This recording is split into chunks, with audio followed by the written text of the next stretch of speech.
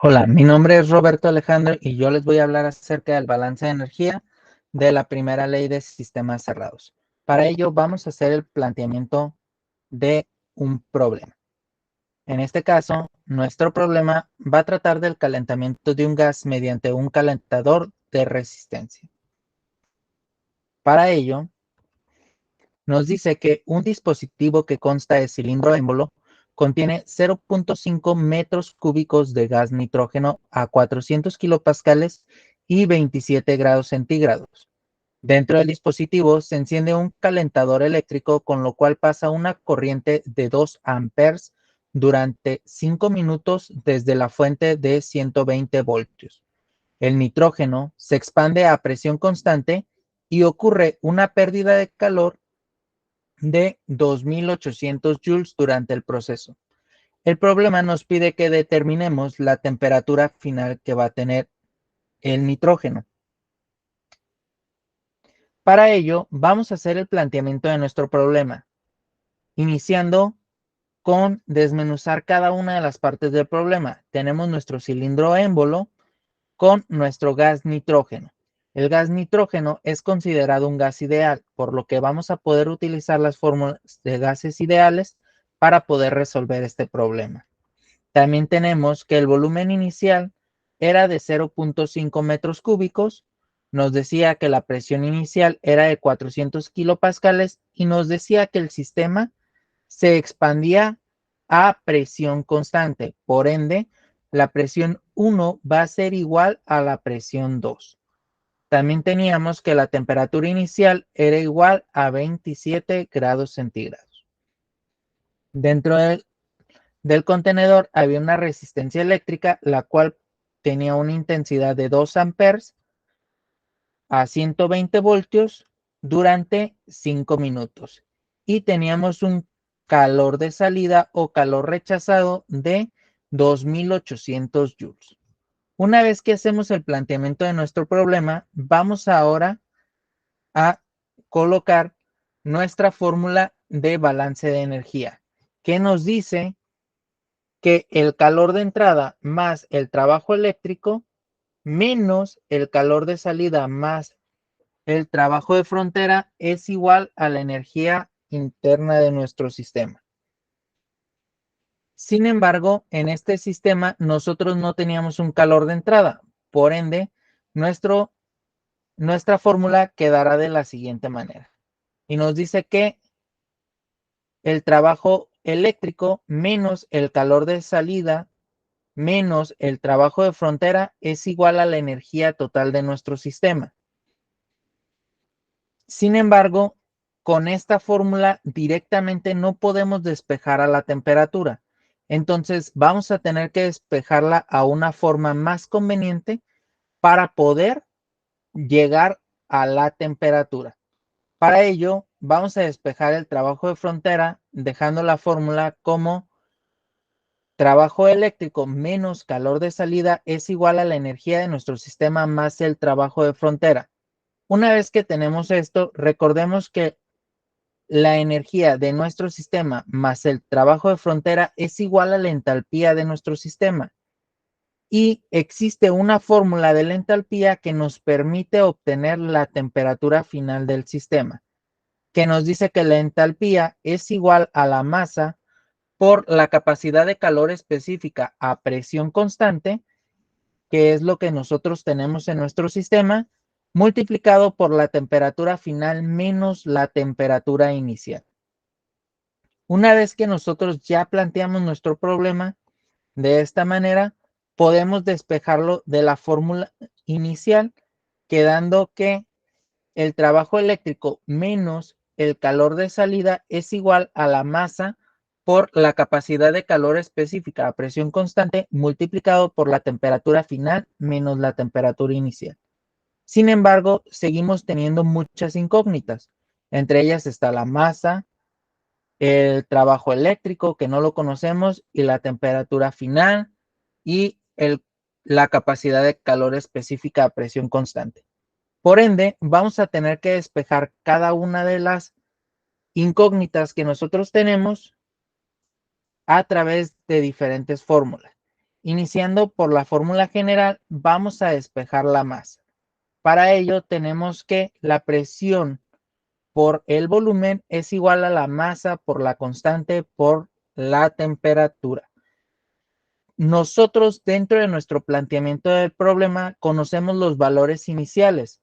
Por ende, vamos a utilizar los valores iniciales para poder obtener la masa.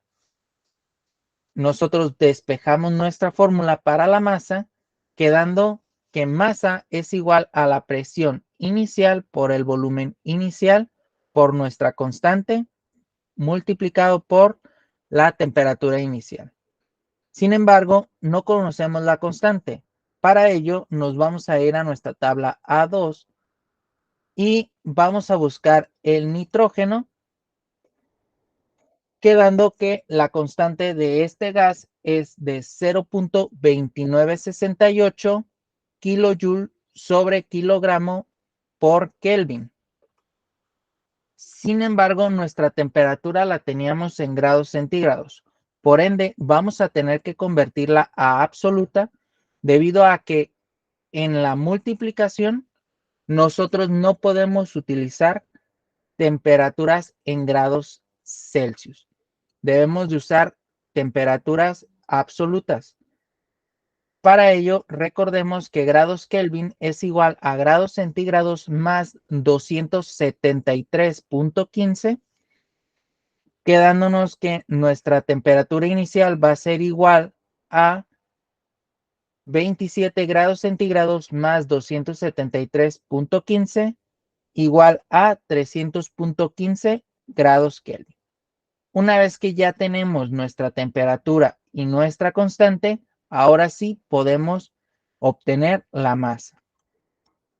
Y lo obtenemos de la siguiente manera. Multiplicamos los 400 kilopascales por 0.5 metros cúbicos, que era de nuestro volumen inicial, y lo dividimos entre 0.2928 kilopascales por metro cúbico sobre kilogramo por Kelvin, multiplicado por nuestra temperatura inicial, que era 300.15 grados Kelvin, dándonos un total aproximado de 2.245 kilogramos. Ahora que ya tenemos nuestra masa inicial, ahora tenemos que buscar el trabajo eléctrico. El trabajo eléctrico va a ser igual a la intensidad por el voltaje por el tiempo. Sin embargo, el tiempo debe de estar en segundos. Por ende, vamos a tener que convertir nuestros 5 minutos a segundos, quedando que 5 minutos multiplicado por 60 segundos dividido entre 1 minuto es igual a 300 segundos. Una vez que ya lo tenemos en segundos, ahora sí podemos obtener nuestro trabajo eléctrico, que nuestro trabajo eléctrico va a ser igual a los 2 amperes multiplicados por 120 voltios multiplicados por los 300 segundos, dándonos un total de 72,000 voltios amper segundo. Sin embargo, nosotros voltio amper segundo no lo reconocemos como una unidad dentro de nuestro sistema. Si ven, estábamos trabajando con joules y kilojoule.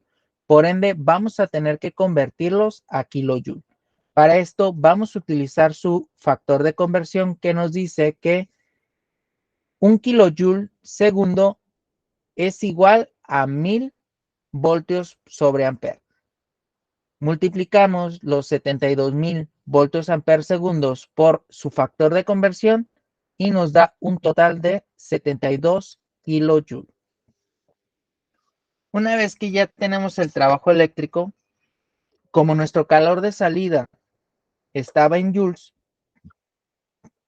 vamos a tener que convertirlo a kilojoule. Para ello, vamos a multiplicar los 2800 joules por su factor de conversión, que nos dice que 1 kilojoule es igual a 1000 joules. Por ende, multiplicamos 2800 por 1 kilojoule y lo dividimos entre 1000 joules, dándonos un total de 2.8 kilojoule. Una vez que tenemos nuestro calor de salida, ahora sí regresamos a la parte inicial, donde nos decía que el trabajo eléctrico menos el calor de salida, que el trabajo eléctrico son 72 kilojoules menos 2.8 kilojoules, que es el calor de salida, va a dar igual a 69.2 kilojoules. Una vez que ya tenemos esto, regresamos a nuestro problema inicial, que nos dice que el trabajo eléctrico menos el calor de salida es igual a la masa por la capacidad de calor específica a presión constante multiplicado por la temperatura final menos la temperatura inicial. Ahora sí podemos con esta fórmula despejar para nuestra temperatura final, quedando que nuestra temperatura final va a ser igual al trabajo eléctrico menos el calor de salida dividido entre la masa por la capacidad de calor específica a presión constante más la temperatura inicial.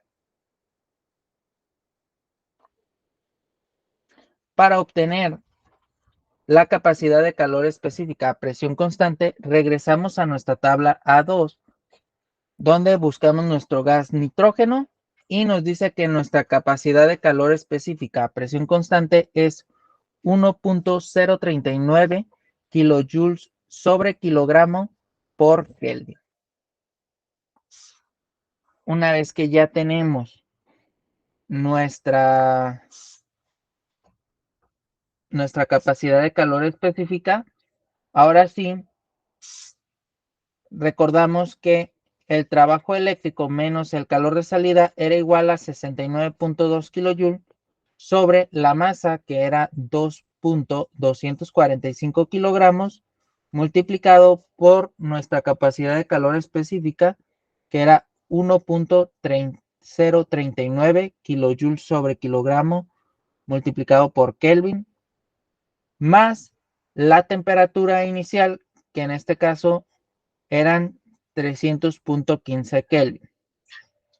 Cabe señalar que en este punto, si el problema nos pide la temperatura en grados centígrados o en grados Kelvin, aquí la temperatura, al ser una suma, es asociativa y sí permite que puedas sumarlos ya sea en centígrados o en Kelvin, dándonos una temperatura final de 329.817 grados Kelvin, lo que es igual a 56.667 grados Celsius. Bueno, de mi parte es todo. Agradezco su atención.